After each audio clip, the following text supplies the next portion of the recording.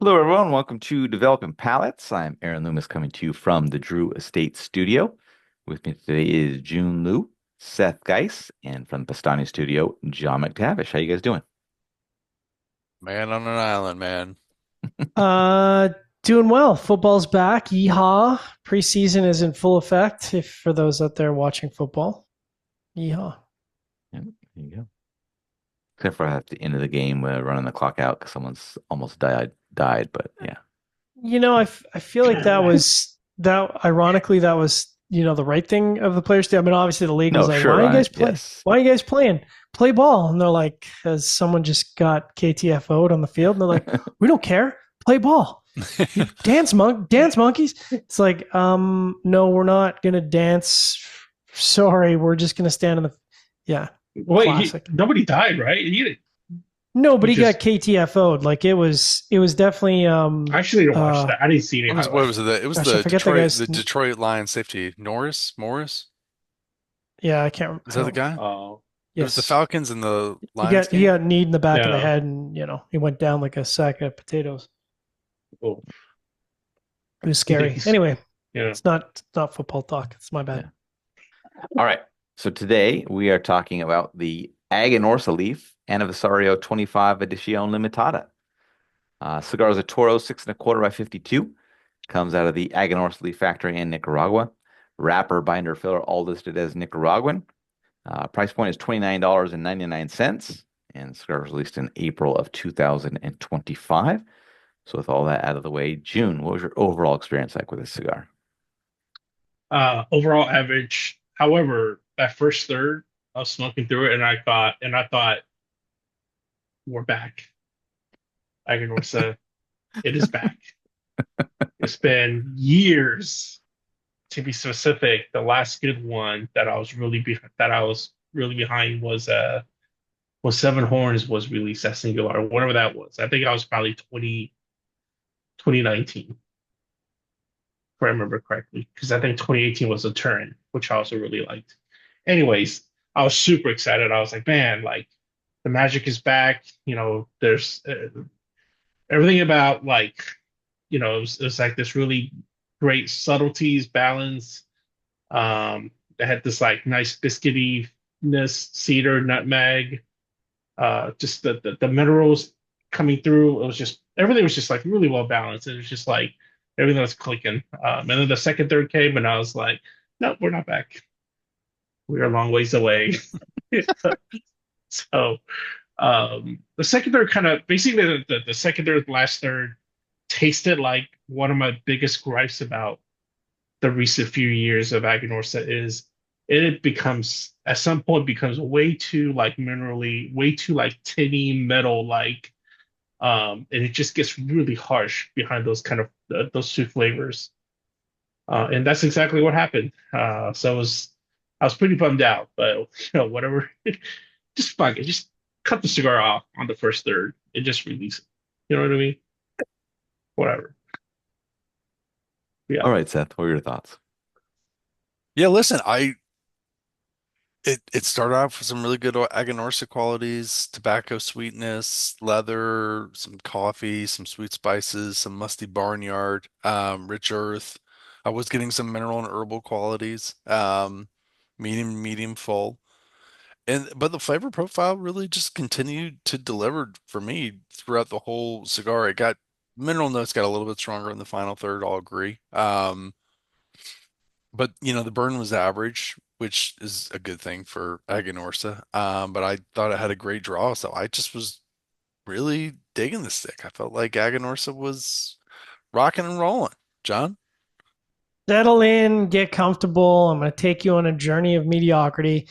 Um, you know, I don't even know where to start. So it started out with grass and hay and dry wood, which I was like, okay, that's not a great start.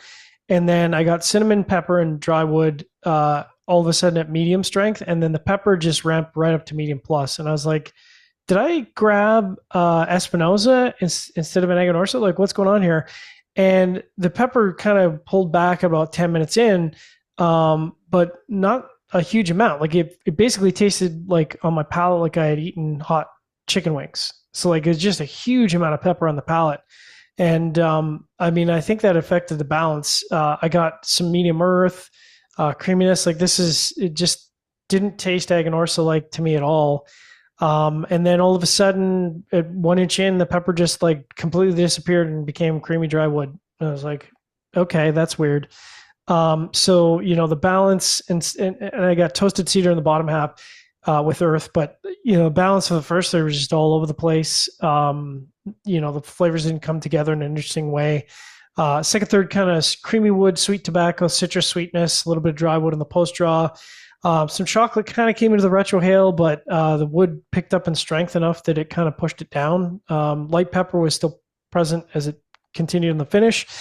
And then some dry earth, which increased to medium. So again, with some char accents. So just not a great profile. And then lastly, so we're not done yet.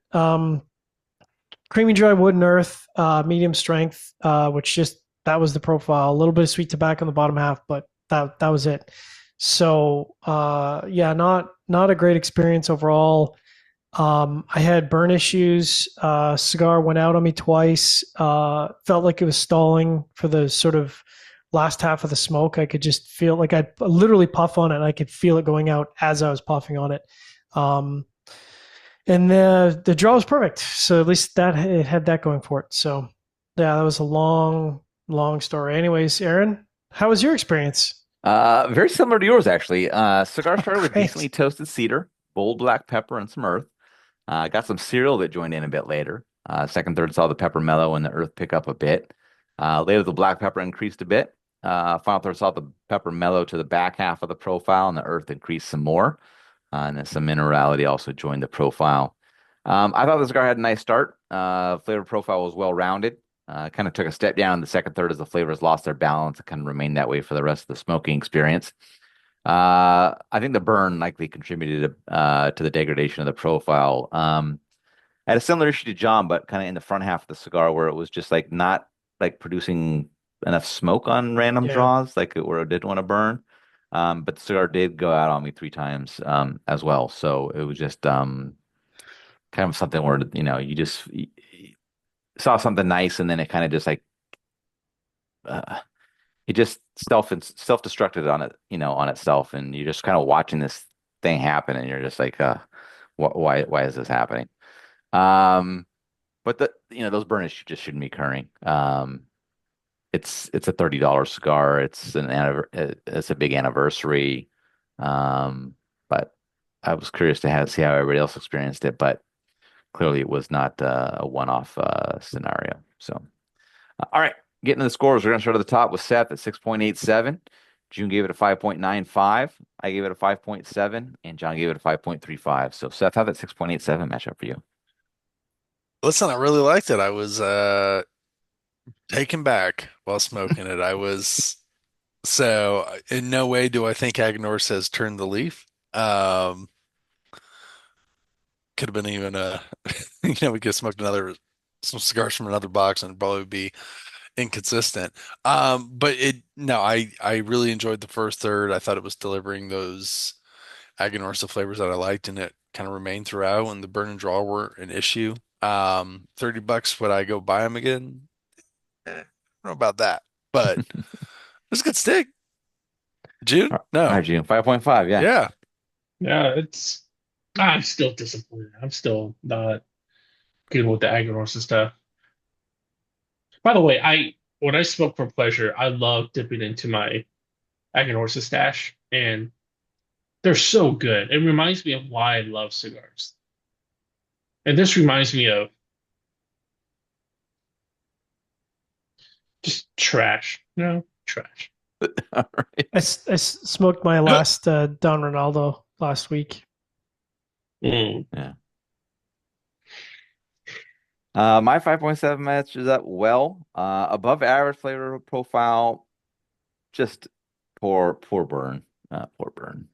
Yeah, I don't know. Maybe I would have been maybe it would have been good the rest of the way without this burn issues. I don't know, but we'll never know, I guess.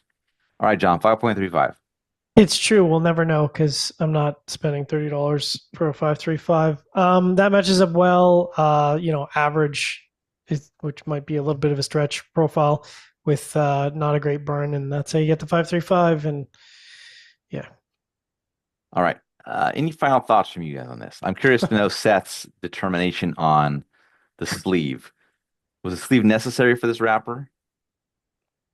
Oh, I mean, you needed to hide it. Yeah, yeah. I mean, Okay. they needed to. No, is it necessary You're like, for no? ooh. No, there's no. They pulled an EP Carrillo. Let's just hide Yeah, okay. this. Let's hide the wrapper. House But of yeah, deception. I mean, gosh, we see that more often now. It's one of those things that, you know, we should do a friggin' study on that. Anything that has a sleeve on, we should do that. We should have a Yeah. little tally How good the of rap is. Yeah. how good, the sleeve versus like how we determine the wrapper quality turned how like to how the cigar smokes. Yeah. Because I guarantee, and we'll go based off of like points for like the band, that little whole sleeve. Sleeve looks great, wrapper looks terrible, cigar smokes off. Yeah. All right. Wherever you're catching this video, be sure to like and subscribe. Check out the full written review on the website, developingpalace.com. Follow us on all the social media channels, and you can catch all of our review recaps on podcasts, so iTunes, Google Play, and Podbean. Thank you for tuning in. We'll catch you on the next one. Edition Limitada.